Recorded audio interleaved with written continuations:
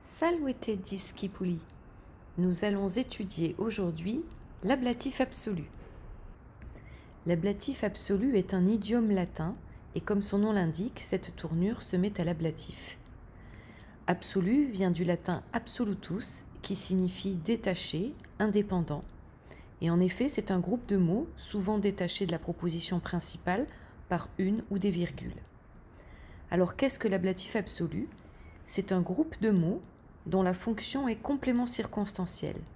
C'est pourquoi l'expression se met tout naturellement à l'ablatif.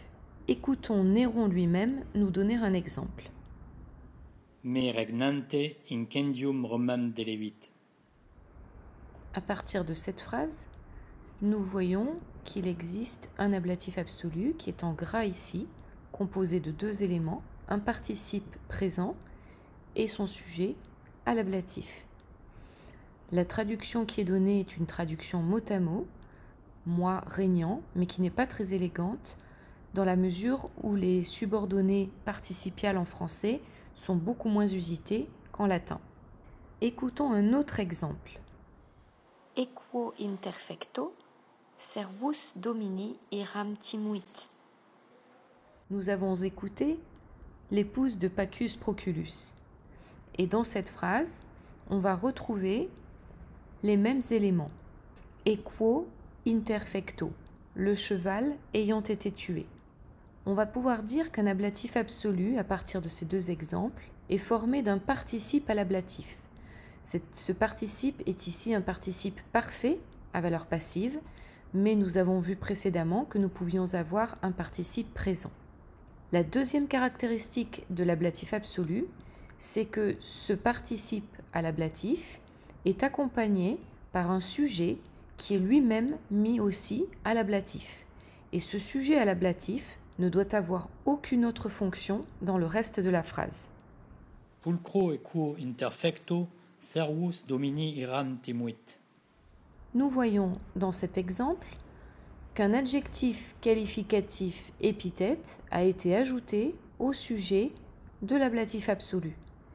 Si un mot se rapporte au sujet, un adjectif épithète dans notre cas ici, mais ça peut également être une apposition, ces mots s'accordent au sujet et se mettent donc à l'ablatif aussi.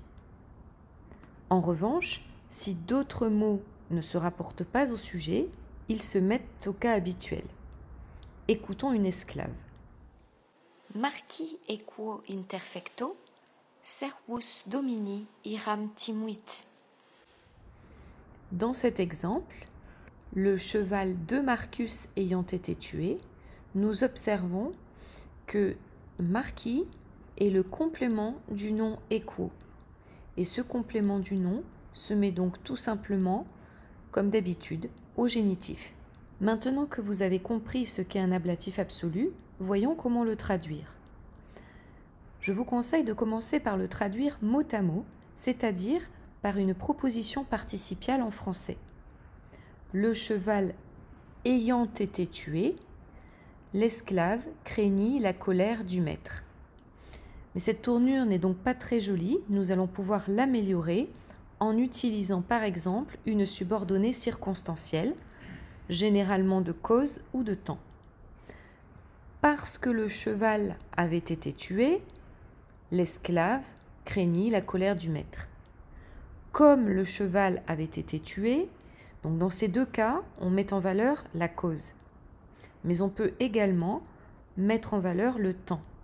Quand le cheval fut tué, l'esclave craignit la colère du maître. Mais on peut également le traduire par un groupe nominal. À cause de la mort du cheval, après la mort du cheval, à la mort du cheval, etc.